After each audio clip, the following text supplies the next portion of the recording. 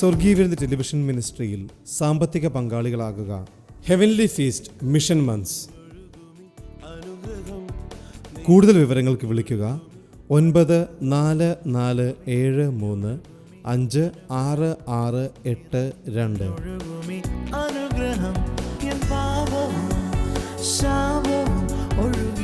വരൂ, യേശുവിനായി സുവിശേഷത്തിനായി വിതറാം, വാരി വിതയ്ക്കാം. യേശുവിൻ സ്വന്തമായി തീർന്നു ഞാൻ. എന്നെന്നും കവിഞ്ഞൊഴുകുമി അനുഗ്രഹം, നിറഞ്ഞൊഴുകുമി അനുഗ്രഹം.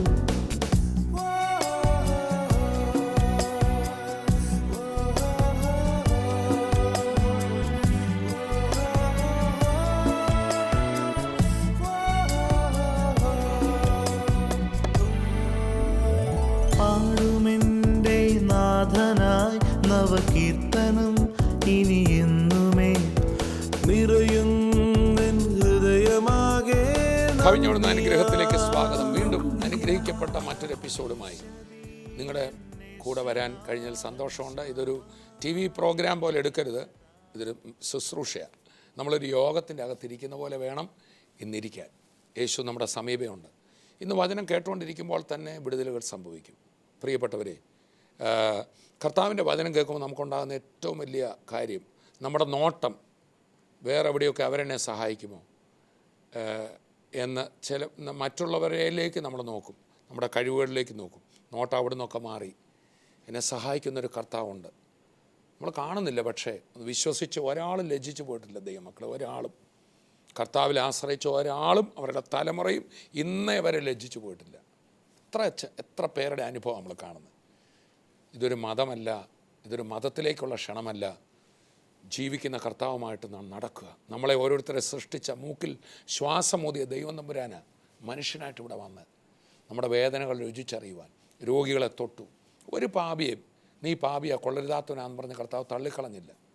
അവനെ മുഖ്യധാരയിലേക്ക്, അവനെ ക്ഷമിച്ച്, അവന് മാന്യത കൊടുത്ത് മടക്കിക്കൊണ്ടുവന്ന്. അതല്ലാതെ പിന്നെ ആരാ ദൈവപ്രത്യക്ഷത? ആ ക്രിസ്തുവിൽ വെളിപ്പെട്ടതല്ലേ ദൈവപ്രത്യക്ഷത. ആ യേശു സ്നേഹത്തോടെ ഇന്ന് സമീപമുണ്ട്. ഈ ലോകം ഒരു നാശത്തിലേക്ക് ഓടിക്കൊണ്ടിരിക്കുമ്പോൾ അവിടെ നശിക്കുകയല്ല, കർത്താവിനോട് ചേർന്ന് അനുഗ്രഹിക്കപ്പെട്ട ഒരു ജീവിതം ഈ ഭൂമിയിലും ക്രിസ്തുവിൽ വിശ്വസിക്കുമ്പോൾ പാപക്ഷമയും നിത്യജീവനും നിത്യസ്വർഗത്തിൻ്റെ അവകാശവും നമുക്കുണ്ട്. സോ ഇന്നത്തെ വചനം അതിലേക്ക് നമ്മളെ നടത്താൻ പോകുന്നത്. കർത്താവിലേക്ക് നമുക്ക് നോക്കാം, വചനത്തിലേക്ക് പോകാം. റോമാലേഖനം 10-ാം അധ്യായം 11-ാമത് വാക്യം വായിക്കപ്പെടുന്നത് ശ്രദ്ധിക്കുക. അവനിൽ വിശ്വസിക്കുന്നവൻ ഒരുത്തനും ലജ്ജിച്ചു പോകയില്ല എന്ന് തിരുവെഴുത്തിൽ അരുളി ചെയ്യുന്നുവല്ലോ. അവനിൽ വിശ്വസിക്കുന്ന ഒരുത്തനും ലജ്ജിച്ചു പോകയില്ല എന്ന് തിരുവെഴുത്ത് വ്യക്തമായി പറയുന്നു. ഹല്ലേലൂയ. തിരുവെഴുത്ത് എന്നിവിടെ ഉദ്ദേശിക്കുന്നത് പഴയ നിയമ തിരുവെഴുത്തുകളെക്കുറിച്ചാണ്. പഴയ നിയമ തിരുവെഴുത്തുകളിൽ പലയിടത്തും കർത്താവിനെ വിശ്വസിക്കുന്നവർ ലജ്ജിച്ചു പോകയില്ല എന്ന് പറയുന്നുണ്ട്. സങ്കീർത്തനത്തിൽ 34:22, യെശയ്യാവ് 28:16, 49:23, യെരമ്യാവ് 17:7. ഈ വേദഭാഗങ്ങളിൽ നിന്നൊക്കെ അവിടെയെല്ലാം പരാമർശമുണ്ട്. എന്താണ്? അവനിൽ വിശ്വസിക്കുന്ന ഒരുവനും ലജ്ജിച്ചു പോയില്ല. അവങ്കിലേക്ക് നോക്കിയവർ പ്രകാശിതരായി, അവരുടെ മുഖം ലജ്ജിച്ച് പോകയില്ല. ചേർന്ന് കർത്താവിനെ സ്തുതിക്കാം. നമ്മുടെ ജീവിതകാലത്തൊക്കെ ഇവിടെ ഇരിക്കുന്ന ഓരോരുത്തരും നമ്മളുടെ കഴിവിൽ ആശ്രയിച്ച് ചിലപ്പോൾ ലജ്ജിച്ചു പോയിട്ടുള്ളവരാണ്. നമ്മൾ മറ്റു പലരുടെയും വാക്കിൽ ആശ്രയിച്ച് അതിൻ്റെ പുറകെ പോയാൽ കാര്യങ്ങൾ നടക്കുമെന്ന് വിചാരിച്ച് ചിലരിൽ ആശ്രയിച്ച് നോക്കി. എന്നാൽ അവിടെയും നമ്മൾ ലജ്ജിച്ച് തല താഴ്ത്തേണ്ടി വന്നിട്ടുണ്ട്. എന്നാൽ ഇവിടെ ഇതാ തിരുവെഴുത്ത് സ്പഷ്ടമായിട്ട് പറയുന്നു, കർത്താവിൽ വിശ്വസിക്കുന്ന ഒരുവനും, കുറേ പേരെന്നല്ല, കർത്താവിൽ വിശ്വസിക്കുന്ന ഒരുവനും ലജ്ജിച്ചു പോകയില്ല. ഇങ്ങനെ ഒരു നാമം വേറെ ഏതാണുള്ളത്? പഴയ നിയമകാലത്ത് തന്നെ തിരുവെഴുത്തുകളിൽ ക്രിസ്തു വരുന്നതിന് മുമ്പ് തന്നെ ഇത് പറഞ്ഞിട്ടുണ്ടെങ്കിലും കർത്താവായ യേശു ക്രിസ്തുവിനെ കുറിച്ചുള്ള വ്യക്തമായ പ്രവചനമായിരുന്നു അത്. സങ്കീർത്തനക്കാരനും പ്രവാചകനും ഒക്കെ വാസ്തവത്തിൽ ഈ കാലത്തെ കണ്ടുകൊണ്ടാണ് പറഞ്ഞത്, കർത്താവായ യേശു ക്രിസ്തുവിൽ വിശ്വസിക്കുന്ന ഒരുവനും ലജ്ജിച്ചു പോകയില്ല. യോഹന്നാന്റെ സുവിശേഷം 3:16 എഴുതിയിരിക്കുകയാണ്, അവനിൽ വിശ്വസിക്കുന്നവൻ നശിച്ചു പോകയില്ല. എല്ലാവർക്കും അറിയാവുന്ന ഒരു വാക്യമാണ്, തൻ്റെ ഏകജാതനായ പുത്രനിൽ വിശ്വസിക്കുന്ന ഏവനും നശിച്ചു പോകാതെ നിത്യജീവൻ പ്രാപിക്കേണ്ടതിന് ദൈവം അവനെ നൽകുവാൻ തക്കവണ്ണം ലോകത്തെ സ്നേഹിച്ചു. ഇതിനുള്ള സാധ്യത ലോകത്തിന് മുഴുവനുണ്ട്. പക്ഷെ കിട്ടാൻ പോകുന്നത് ഏറ്റെടുക്കുന്നവർക്ക്. ചേർന്ന് കർത്താവിനെ സ്തുതിക്കാം. ഇപ്പോൾ പുറത്ത് വെയിലുണ്ട്, ശരീരത്തിൽ വെയിൽ അടുപ്പിക്കാനുള്ള സാധ്യത ഇവിടെ ഇരിക്കുന്ന എല്ലാവർക്കും ഉണ്ട്. പക്ഷെ ഞാനാ തീരുമാനിക്കേണ്ടത് വെയിലത്ത് പോയി നിൽക്കണമോ വേണ്ടയോ എന്നുള്ളത്. Price the Lord. അതുപോലെ തന്നെ തിരിച്ചു പറഞ്ഞാൽ, ഇവിടെ ഈ കെട്ടിടത്തിൻ്റെ കീഴിലിരിക്കുമ്പോൾ തണലുണ്ട്, എന്നാൽ വേണമെങ്കിൽ വെയിലത്ത് നിൽക്കാം. ഞാനാണ് തീരുമാനിക്കേണ്ടത് തണലത്ത് വരണമോ വേണ്ടയോ എന്നുള്ളത്. എന്നതുപോലെ തീത്തോസിൻ്റെ ലേഖനം പറയുമ്പോൾ യേശു ക്രിസ്തു ഒരു സൂര്യൻ ഉദിച്ചിരിക്കുന്ന പോലെ ഉദിച്ചിരിക്കുന്നു എന്ന അർത്ഥം വരുന്ന ഒരു പ്രയോഗം അവിടെ ഉണ്ട്. സകല മനുഷ്യർക്കും രക്ഷാകരമായ ദൈവകൃപ ഉദിച്ചിരിക്കുന്നു. സൂര്യൻ ഉദിച്ചതുപോലെയാ. ആർക്ക് വേണമെങ്കിൽ ഈ പ്രകാശം അനുഭവിക്കാം. Praise the lord. നമുക്കറിയാം, സോളാർ പാനലുകൾ ഇപ്പോൾ പല ഭവനങ്ങളിലും വെക്കുന്നുണ്ട്. ആ സോളാർ പാനൽ വെച്ചാൽ അതിൽ കൂടെ കറണ്ട് കിട്ടും. സോളാർ വാട്ടർ ഹീറ്ററുകളുണ്ട്. ആ സോളാർ വാട്ടർ ഹീറ്റർ വെച്ചാൽ വേറെ ഒന്നും ചെയ്യാതെ അതിൽ കൂടെ ചൂടുവെള്ളം കിട്ടും. എന്നാൽ നമ്മുടെ വീടിൻ്റെ മുകളിലും വെയിലടിക്കുന്നുണ്ട്. എല്ലാവരുടെ വീടിൻ്റെ മുകളിലും വെയിലടിക്കുന്നുണ്ട്. ചിലർ വെയിൽ ടാപ്പ് ചെയ്ത് അതിൻ്റെ ഗുണങ്ങൾ എടുക്കുന്നു, ചിലരത് എടുക്കുന്നില്ല. Price the Lord. ഇന്നത്തെ നല്ല പ്രസംഗമായിരുന്നുവെന്ന് പറഞ്ഞ് തോമസ് ഊട്ടി ബ്രദറിന് മാർക്കിട്ടിട്ട് പോകാനല്ല, അല്ലെങ്കിൽ ഇന്ന് പഴയ പോലെ അങ്ങോട്ട് ഒത്തില്ല എന്ന് പറയാനുമല്ല. മറിച്ച് എന്തിനാണെന്നറിയാമോ? നമുക്ക് വേണ്ടി ഒരു സൂര്യൻ ഉദിച്ചിരിക്കുന്നു, നമുക്ക് വേണ്ടി ഒരു മഴ പെയ്യുന്നു, നമുക്ക് വേണ്ടി അനുഗ്രഹം ചൊരിയുന്നു. ചേർന്ന് കർത്താവിനെ സ്തുതിക്കാം. മഴ പോലെ അനുഗ്രഹം ചൊരിഞ്ഞുകൊണ്ടിരിക്കുക. ഇന്നെന്നെ കേൾക്കുന്ന എല്ലാവരോടും ഞാൻ പറയട്ടെ, നാശമല്ല നിനക്ക് പെയ്യുന്നത്, തകർച്ച അല്ല നിനക്ക് പെയ്യുന്നത്. ഒരുപക്ഷെ നിന്റെ മേൽ മനുഷ്യർ നാശത്തിൻ്റെ വാക്കുകൾ വർഷിക്കുന്നുണ്ടായിരിക്കും. അതിൻ്റെ കീഴിൽ നിൽക്കരുത്, കൃപയുടെ കീഴിൽ നിന്നാട്ട്. But it is my choice, എൻ്റെ തെരഞ്ഞെടുപ്പ്. സ്തോത്രം. ഈ കാര്യത്തിൽ നമുക്ക് ഭൂരിപക്ഷ അഭിപ്രായം ചോദിക്കാൻ ഒക്കില്ല. കാരണം പലപ്പോഴും ഭൂരിപക്ഷം ഇതിനെ മോശമായിട്ട് കാണുന്നവരായിരിക്കാം, ഈ സുവിശേഷത്തെ അംഗീകരിക്കാത്തവരായിരിക്കാം. ഇവിടെ ഇതാ കൊളക്കടവിൽ കിടക്കുന്ന ഈ വ്യക്തി യേശു ചോദിച്ചു, സൗഖ്യമാകാൻ നിനക്ക് മനസ്സുണ്ടോ? വിടുവിക്കുന്നവൻ മനസ്സായിട്ട് വന്ന് ചോദിച്ചുകൊണ്ടിരിക്കുക, വിടുതലുമായി വന്ന് നേരിട്ട് ചോദിച്ചുകൊണ്ടിരിക്കുക, അനുഗ്രഹവുമായി വന്ന് ചോദിച്ചുകൊണ്ടിരിക്കുക. പക്ഷെ അദ്ദേഹം അന്നേരം എന്ത് ചെയ്യാണ്? കംപ്ലൈൻറ്റിൻ്റെ എസ് എഴുതിക്കൊണ്ടിരിക്കുകയാണ്. ഹല്ലേലൂയ. അനുഗ്രഹിക്കാനുള്ളവൻ, വിടുവിക്കാനുള്ളവൻ അനുഗ്രഹവുമായി വന്ന് അനുഗ്രഹത്തിൻ്റെ മഴ നിനക്ക് തരാൻ, എനിക്ക് നിനക്ക് നൽകിത്തരാൻ കയ്യിൽ കൊണ്ടുവന്ന്, നീ ഒരാളെ മാത്രം വിചാരിച്ച് അന്ന് തൻ്റെ മറ്റ് പ്രോഗ്രാമെല്ലാം മാറ്റി ആ ബെഥസ്ത കുളക്കടവിൽ നീ കിടക്കുന്നുണ്ടെന്നറിഞ്ഞ് നിനക്ക് വേണ്ടി മാത്രമായി, നിന്നെ കേൾപ്പിക്കാനായി, നിന്നോട് സംസാരിക്കാനായി ദൈവപുത്രൻ തൻ്റെ ചെറിയ 3.5 കൊല്ലത്തെ ശുശ്രൂഷ സമയത്ത് ഒരു ടൈം നിനക്ക് വേണ്ടി എടുത്തില്ലേ? അങ്ങനെയാണെങ്കിൽ ഇന്ന് എന്നെ കേൾക്കുന്ന ദൈവമക്കളോട് ഞാൻ പറയാം, അനേകർക്ക് കേൾക്കാൻ കഴിയാത്ത മഹത് വ്യക്തിയെ, മഹത് വചനം എനിക്ക് നിങ്ങൾക്കും കേൾക്കാൻ കർത്താവ് ഭാഗ്യം തന്നില്ലേ? ഇത് കേട്ടെങ്കിൽ, ഈ സുവിശേഷം നമ്മുടെ അടുക്കൽ വന്നെങ്കിൽ അതിൻ്റെ അർത്ഥം നീ ഒരാൾ നിമിത്തം, ഞാൻ ഒരാൾ നിമിത്തം, എന്നെയും എൻ്റെ ഭവനത്തെയും ഞാൻ ചെല്ലുന്നിടമെല്ലാം എന്തിന് എൻ്റെയും നിങ്ങളുടെ നിഴലിൽ പോലും അനുഗ്രഹം പകരാനായി, നീ ഇരിക്കുന്നിടമെല്ലാം അനുഗ്രഹം പകരാനായി കർത്താവ് നമ്മളെ വിളിച്ചിരിക്കുക. ഇവിടെ ഇതാ പക്ഷേ ഈ വ്യക്തി വീണ്ടും തൻ്റെ പഴയകാല അനുഭവങ്ങൾ പറഞ്ഞുകൊണ്ടിരിക്കുകയാണ്. എന്താണ് താൻ പറയുന്നത്? എനിക്ക് കഴിവില്ല. എന്താണ് തൻ്റെ 2 വാക്കുകളെന്ന്? എനിക്ക് കഴിവില്ല, സഹായിക്കാൻ ആരുമില്ല. ഒന്ന് പറഞ്ഞേ, എന്താണ് ഈ മുടന്തൻ പറയുന്ന വാക്കുകൾ? പറഞ്ഞാട്ടെ. എനിക്ക് കഴിവില്ല, സഹായിക്കാൻ ആരുമില്ല. Price the Lord. ഇതാണ് മാനവജാതിയെ മുഴുവൻ തകർത്തുകൊണ്ടിരിക്കുന്ന, എൻ്റെയും നിങ്ങളുടെയും ജീവിതത്തെ പലപ്പോഴും തകർത്തുകൊണ്ടിരിക്കുന്നത് ഇതാണ്. അതും ഇത് പറയുന്നത് ആരോടാണെന്നറിയാമോ? സകലവും തരാൻ കഴിവുള്ളവനാണ്. കർത്താവിനോട് പറയാണ്, എനിക്ക് കഴിവില്ല, പിന്നെ സഹായിക്കാൻ ആരുമില്ല. ഒന്ന്, സ്വന്തം കഴിവുകേടുകളെ ചിന്തിച്ചുകൊണ്ടിരിക്കുകയാണ്. രണ്ട്, മറ്റുള്ളവർ കാണിച്ച അവിശ്വസ്തത ചിന്തിച്ചുകൊണ്ടിരിക്കുകയാണ്. 1-2 പേരോട് ചോദിച്ചാൽ കഴിഞ്ഞ ആഴ്ച കൂടുതൽ ആരെക്കുറിച്ചാണ് ചിന്തിച്ചത്? ചോദിച്ചാട്ടെ, കഴിഞ്ഞ ഞായർ മുതൽ ശനി വരെ കൂടുതൽ ആരെക്കുറിച്ചാണ് ചിന്തിച്ചത്?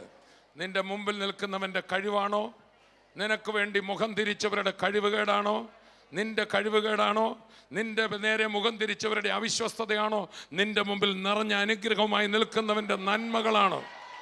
ഓ, ചേർന്ന് കർത്താവിനെ സ്തുതിക്കാം. 3 സ്ഥാനത്തെൻ്റെ കണ്ണുകൾ പതിയാം. ഒന്നുകിൽ എൻ്റെ മുമ്പിൽ ഇതാ അനുഗ്രഹത്തിൻ്റെ നിറപാത്രവുമായി ഒരുവൻ വന്ന് നിൽക്കുന്നവൻ്റെ പേരെന്ന് വിളിച്ചു പറഞ്ഞ്. 2, കഴിവുകേടുകളുള്ള ഞാൻ. 3, എൻ്റെ നേരെ മുഖം തിരിച്ച മറ്റുള്ളവർ. 3 പേരുടെ ഇടയിലാണ് നീ. ഒന്ന് കരം കൊടുത്ത് പറഞ്ഞാട്ടെ, 3 പേരുടെ ഇടയിലാണ് നീ. സ്തോത്രം. അതിൻ്റെ ഇടയിൽ നിന്റെ മുടന്തെന്ന പ്രശ്നം, അതിനിടയിൽ നിന്റെ പല പല പ്രശ്നങ്ങൾ, ഇതിൽ 3 പേരുടെ ഇടയിലാണ് നീ. 1, സകലവും തരാൻ കഴിയുന്ന യേശു നിന്റെ മുമ്പിൽ നിറപാത്രവുമായി നിൽക്കുന്നു.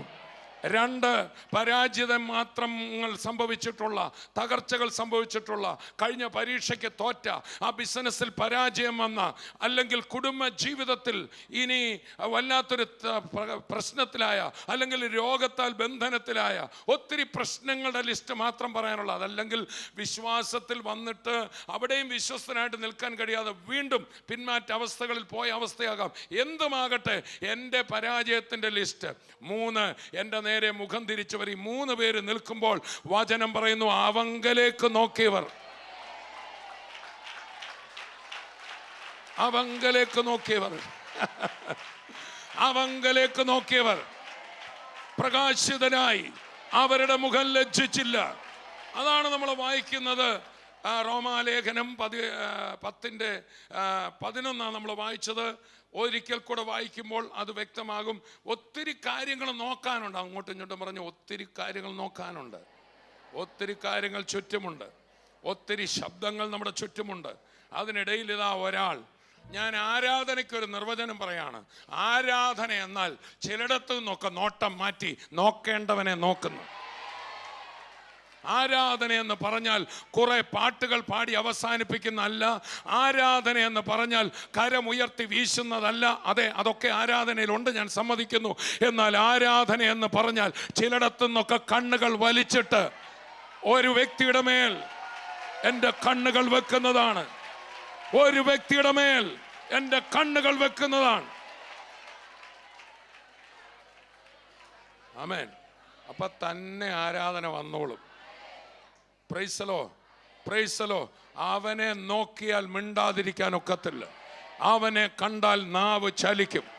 അവനെ കണ്ടു കഴിയുമ്പോൾ സ്തോത്രം നാവിൽ വരും. അവനെ കണ്ടു കഴിയുമ്പോൾ ചിലർ കവിണ്ണ് വീഴും.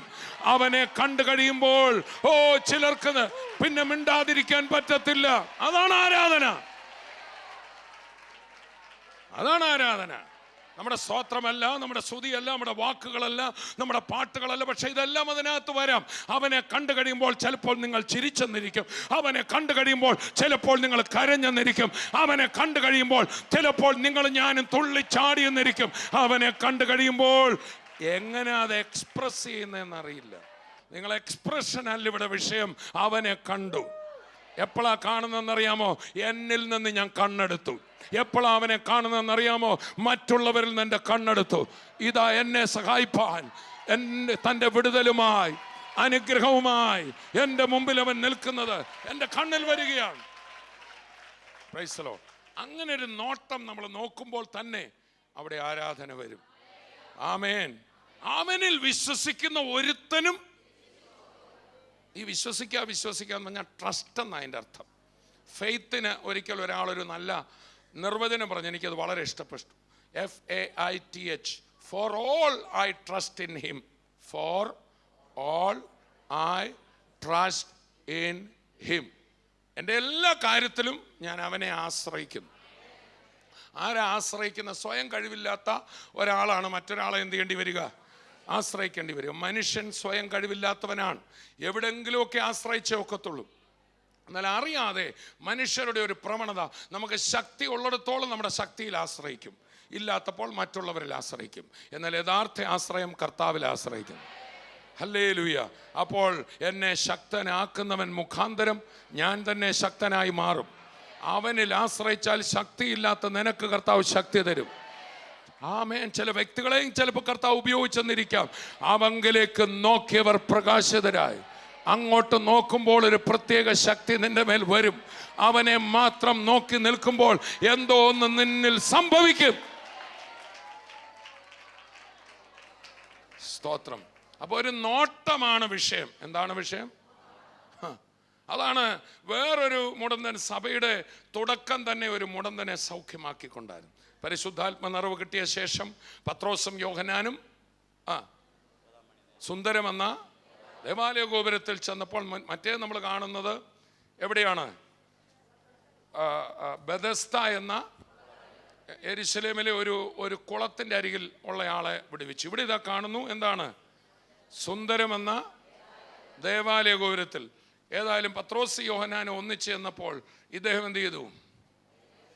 ഭിക്ഷയ്ക്കായി കൈ നീട്ടി. ഇവർ പറഞ്ഞു, ഞങ്ങളെ നോക്കൂ എന്ന് പറഞ്ഞു. സ്തോത്രം, സ്തോത്രം എന്ന് പറഞ്ഞാൽ ഞങ്ങളുടെ കൈ നോക്കാതെ ഞങ്ങളുടെ മുഖത്ത് നോക്കാൻ പറഞ്ഞു. ഞങ്ങളുടെ പോക്കറ്റ് നോക്കാതെ ഞങ്ങളുടെ മുഖത്ത് നോക്ക്.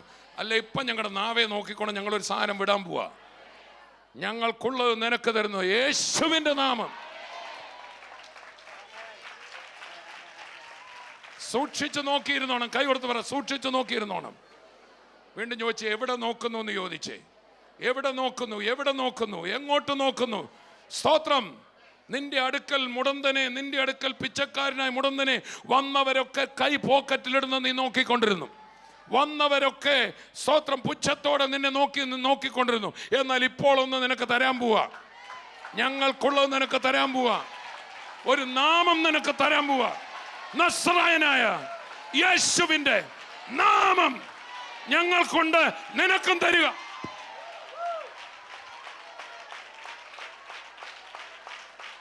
Hallelujah, price the Lord. ഏതായാലും ആ പുള്ളി അവരെ നോക്കി. ആ നാമം തനിക്ക് കിട്ടി. സ്തോത്രം. ഒരു നോട്ടമാണ് വിഷയം. വാസ്തവത്തിൽ ഒരു നോട്ടത്തിൽ വരുന്നതാണ് ആരാധന. ഹല്ലേലൂയ. അവൻ കുതിച്ചെഴുന്നേറ്റ് ചാടി തുള്ളി ചാടിക്കൊണ്ട് ഇവരുടെ കൂടെ ദേവാലയത്തിൽ കടന്നു. നടന്നും തുള്ളിയും പാടിയും ചാടിയും ഒക്കെ ദൈവത്തെ സ്തുതിക്കാൻ തുടങ്ങി. ഹോ, പ്രൈസ് ദി ലോർഡ്. ഒരു നോട്ടമാണ് ആളെ മാറ്റിയത്. നോട്ടം ശരിയാക്കാം. നമുക്ക് നോക്കണ്ടവനെ നോക്കാം. ആ നോട്ടം വ്യക്തമായി നോക്കണം. അത് എബ്രായ ലേഖനകാരൻ്റെ അഭിപ്രായത്തിൽ പറഞ്ഞാൽ നല്ല ശ്രദ്ധിച്ച് നോക്കണമെന്ന്. ഹല്ലേലൂയ. ഇവിടെ ചില ഫോട്ടോഗ്രാഫർമാരൊക്കെ ഇരിപ്പുണ്ട്. ക്യാമറയിൽ സഹോദരന്മാർ ഇത് എടുക്കുന്നുണ്ട്. അവരുടെ ഭാഷ പറഞ്ഞാൽ ഒരു ഫോക്കസിങ്ങിൻ്റെ പ്രശ്നമാണ്. Price the Lord. സ്തോത്രം. നമ്മളിപ്പോൾ ഇങ്ങനെ അങ്ങോട്ട് നോക്കുമ്പോൾ എനിക്കിവിടെ ഇരിക്കുന്ന എല്ലാവരെയും കാണാം. പക്ഷെ ആ കാഴ്ചയിൽ തന്നെ എനിക്ക് വേണമെങ്കിൽ ഒരാളുടെ മുഖത്തേക്ക്, ഇങ്ങനെ ഇരിക്കുമ്പോൾ ഇവിടെ കുറേ പേരെ കാണാം, ഒറ്റ മുഖത്തേക്ക്, ആ മുഖത്ത് തന്നെ ആളുടെ മൂക്കിൻ്റെ അറ്റത്തേക്ക് എൻ്റെ ശ്രദ്ധ എനിക്ക് കൊണ്ടുവരാം. പറഞ്ഞു, ഒരു നോട്ടം നിങ്ങളെ ആള് മാറ്റും. ഒരു നോട്ടം നിങ്ങളെ ആള് മാറ്റും. ഹല്ലേലൂയ. അവങ്കലേക്ക് നോക്കിയവർ പ്രകാശിതരായി.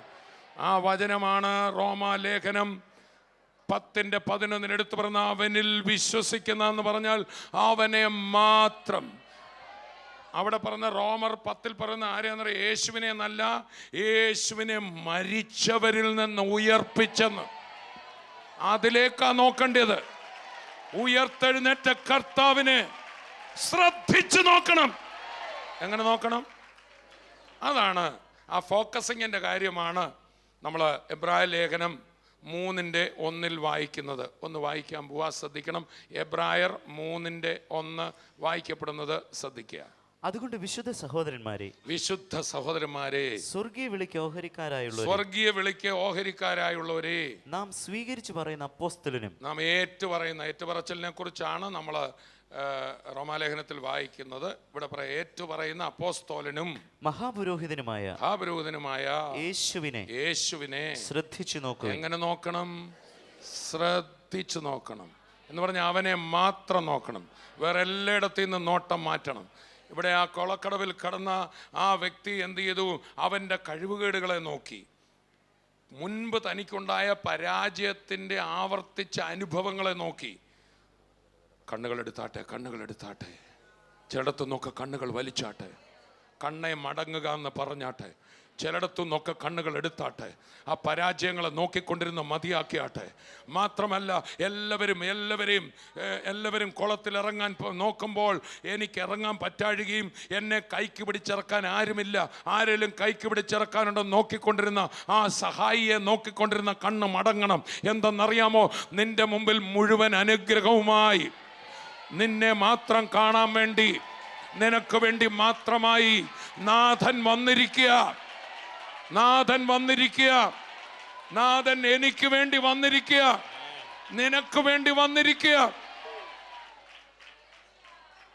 ആ രക്തസ്രവക്കാരി സ്ത്രീ യേശുവിൻ്റെ വസ്ത്രത്തിൻ്റെ തൊങ്ങൽ തൊട്ട് സൗഖ്യമാകുമ്പോൾ നമ്മൾ വായിച്ചാൽ തോന്നും അങ്ങനെ അങ്ങ് അബദ്ധത്തിൽ പറ്റിയത്. സ്തോത്രം. കർത്താവ് ഇതെല്ലാം ഇൻറ്റൻഷനലായിട്ടാണ് ചെയ്തത്. അതുകൊണ്ടാണല്ലോ ആ മരത്തിന്മേൽ കയറിയിരുന്ന സക്കായി താൻ ഓർത്തു, ഞാനിതെല്ലാം ഇച്ചിരി തന്ത്രമൊക്കെ ഉപയോഗിച്ച് ഇവനെ കാണുക. എൻ്റെ പൊന്നു മോനെ, നീ ചിന്തിക്കുന്നതിന് മുമ്പേ നീ ഇന്ന് മരത്തെ കയറുമെന്നും നീ കാണാൻ വരുമെന്നും എല്ലാം കർത്താവിനറിയാമോ. അതുകൊണ്ടാണല്ലോ കൃത്യം മരത്തിൻ്റെ കീഴിൽ ചെന്നപ്പോൾ നിന്നത്, കൃത്യം മുകളിലോട്ട് നോക്കിയത്. അവിടെ എത്രയോ പേരുണ്ടായിരുന്നു, ആരും നോക്കിയില്ലല്ലോ. അവനറിയാം നീ ഇന്ന് അവിടെ വെച്ച് വരുമെന്ന്. എന്നിട്ട് അവനോട് പറയാ, വേഗം ഇറങ്ങി വാ, ഞാനിന്ന് നിന്റെ വീട്ടിൽ പാർക്കേണ്ടതാകുന്നു എന്ന് പറഞ്ഞാൽ എൻ്റെ പപ്പ എന്നെ ഇങ്ങോട്ട് വിട്ടപ്പോൾ എനിക്ക് ഒത്തിരി ജോലി ചെയ്യാൻ തന്നാ വിട്ടത്. മാത്രമല്ല എൻ്റെ ഡെയിലി പ്രോഗ്രാം എഴുതി തന്നിട്ടുണ്ട്. ഇന്ന് നിന്റെ വീട്ടിൽ പാർക്കുന്നതായിട്ടാ പിതാവ് എഴുതിയ ഡയറിയിലുള്ളത്. നീ കാണുന്നതിന് മുമ്പേ നിന്നെ കണ്ടവൻ, നിന്നെ കാണാൻ വേണ്ടി മാത്രം വന്നവൻ നിന്റെ വീട്ടിൽ വരും. നിന്റെ അടുക്കൽ വന്നോ നിന്റെ വീട്ടിൽ വരും, നിന്റെ വീട്ടിൽ വന്നോ നിന്റെ നാട്ടിൽ വരും.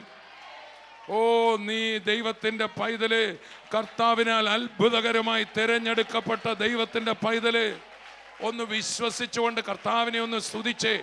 കണ്ടോ, ആരാധന തന്നെ വരുന്ന കണ്ടോ. ആരാധിച്ച് അവനെ കണ്ടാൽ ചിലടത്തു നിന്നൊക്കെ നോട്ടം മാറുമ്പോൾ തന്നെ ആരാധന വരും. ചിലടത്തു നിന്നൊക്കെ നോട്ടം മാറുമ്പോൾ തന്നെ സ്തോത്രം വരും. അവനെ സൂക്ഷിച്ചു നോക്കുമ്പോൾ ആരാധന വരും. അവങ്കലേക്കൊന്ന് നോക്കിക്കേ, അവനിൽ വിശ്വസിക്കുന്നവൻ ലജ്ജിച്ച് പോകയില്ല. വിധവയ്ക്ക് നല്ലൊരു കാന്തനായ, അനാഥർക്ക് നല്ലൊരു അപ്പനായ ഒരു കർത്താവുണ്ട്, ജീവനോടെ ഉണ്ട്. ഞാനോ ലോക അവസാനത്തോളം കൂടെ ഉണ്ടെന്ന് പറഞ്ഞ് കർത്താവിൻ്റെ സ്നേഹം നമ്മുടെ അടുക്കലുണ്ട്. സോ നമ്മുടെ കണ്ണുകൾ ചിലത്തുനിന്ന് മടങ്ങിയേ ഒക്കത്തുള്ളൂ. പിന്നെയും പഴയ ഓർമ്മകൾ വെച്ചുകൊണ്ടിരുന്നിട്ട് കരഞ്ഞൊരു ജീവിതം അവസാനിപ്പിക്കാനല്ല, യേശു കൂടെയുണ്ട്. ഞാൻ ഓർക്കുന്നുണ്ട്, എൻ്റെ മൂത്ത സഹോദരി തൻ്റെ ഭർത്താവ് ഏക ഏണിംഗ് മെമ്പറായിരുന്നു ആ ഭവനത്തിൽ. തൻ്റെ യൗവനപ്രായത്തിൽ ഈ ലോകത്തു നിന്ന് മാറ്റപ്പെട്ടപ്പോൾ എൻ്റെ സഹോദരിയും കുഞ്ഞുങ്ങളുമൊക്കെ ഇനി എന്താകുമെന്നൊരു വലിയ ചോദ്യചിഹ്നത്തിൽ വന്നു. എന്നാൽ ആ സമയത്ത് എൻ്റെ സഹോദരി കർത്താവായ യേശുവിൽ തൻ്റെ ജീവിതം സമർപ്പിച്ചു. ആ കുഞ്ഞുങ്ങളെല്ലാം കർത്താവിൽ വന്നു. നിങ്ങൾക്ക് കേൾക്കണമോ?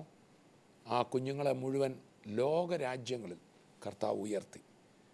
അതാണ് നമ്മുടെ നോട്ടം അവങ്കിലേക്കാകട്ടെ. ചില മനുഷ്യർ നമ്മുടെ മുഖം തിരിച്ചു കളഞ്ഞു കാണും. ഭാരപ്പെടരുത്. നമ്മളുടെ കഴിവുകൾ പോയി കാണും. നമ്മളിലേക്ക് നോക്കരുത്.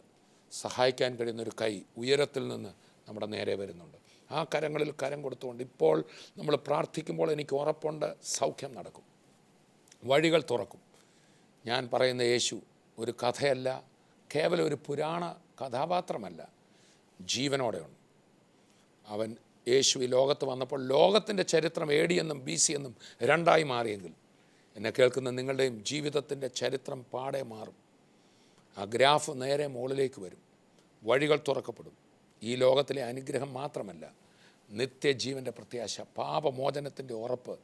നമ്മുടെ കഴിഞ്ഞ നാളുകൾ ജീവിതത്തിൽ പറ്റിപ്പോയ തെറ്റുകളും അപരാധങ്ങളും ക്ഷമിച്ച് നമ്മളെ കഴുകി നമ്മുടെ ഉള്ളിൽ നിന്ന് ഞാൻ പാപിയാണ്, കൊള്ളരുതാത്തവനാണെന്നുള്ള ചിന്ത മാറ്റിക്കളയാൻ കഴിയുന്ന ഒരു രക്തം, ഹാബേലിൻ്റെ രക്തത്തെക്കാൾ ഗുണകരമായി സംസാരിക്കുന്ന യേശുവിൻ്റെ രക്തത്തിൻ്റെ ശക്തി ഇപ്പോൾ വ്യാപരിക്കുക. നമുക്ക് പ്രാർത്ഥിക്കാം.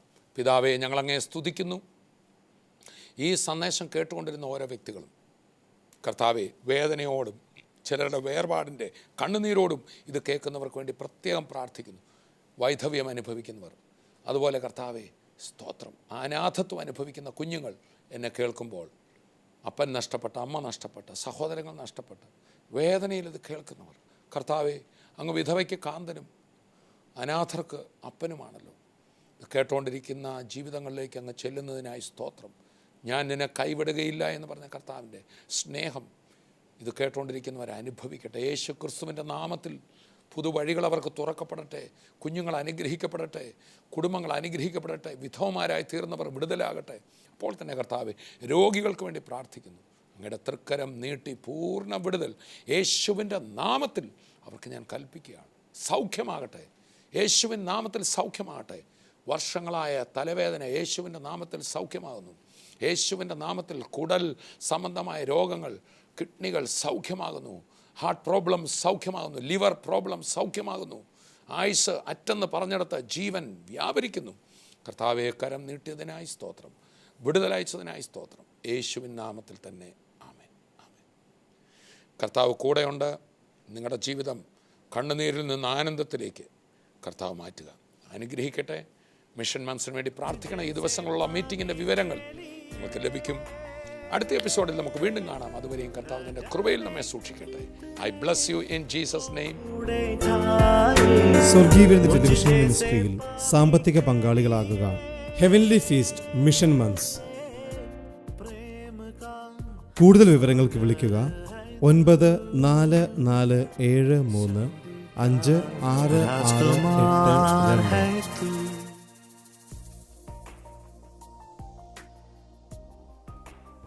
വരൂ, യേശുവിനായി സുവിശേഷത്തിനായി വിതറാം, വാരി വിതയ്ക്കാം.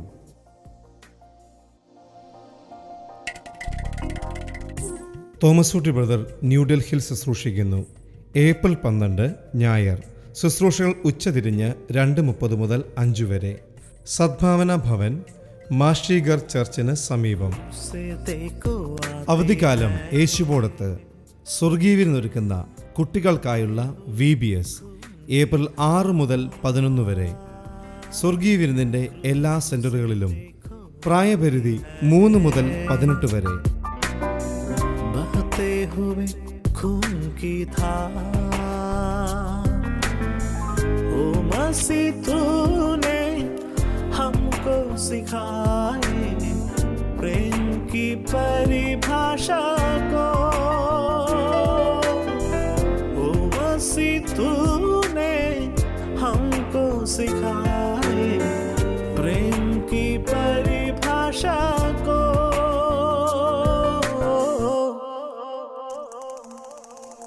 प्रेम का सागर है तू, चांदी का राजकुमार है तू, चरणों